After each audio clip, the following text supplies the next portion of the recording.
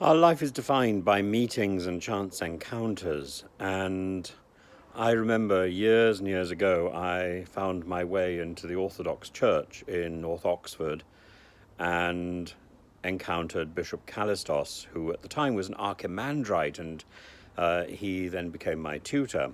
And I can remember going over to his house and meeting his mother and his father when he was still alive.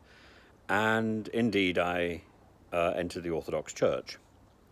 And Bishop Kallistos became my spiritual father as well as my tutor. From him, I learnt the value of the tricolon, putting things in threes. They group so naturally in that way. Though I always remember that Bishop Kallistos, Metropolitan Kallistos as he became, was quite happy to group three or four things rather than just three, often significantly more than four, actually.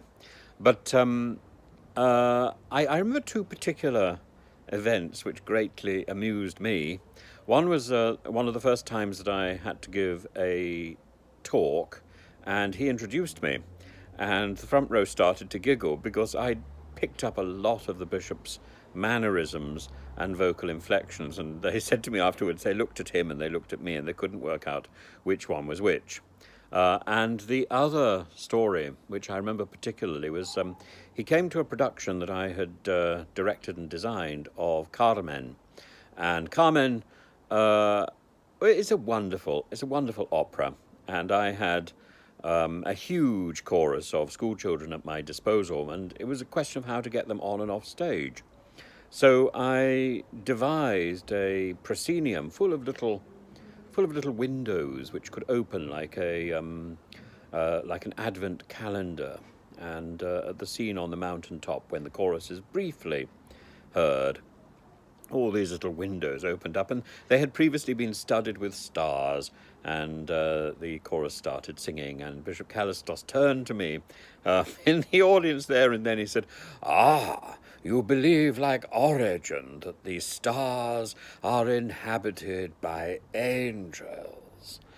And he told this story many times in my hearing at dinner in Pembroke, when it was just delightful, and it was always a pleasure to see the bishop and to learn from him.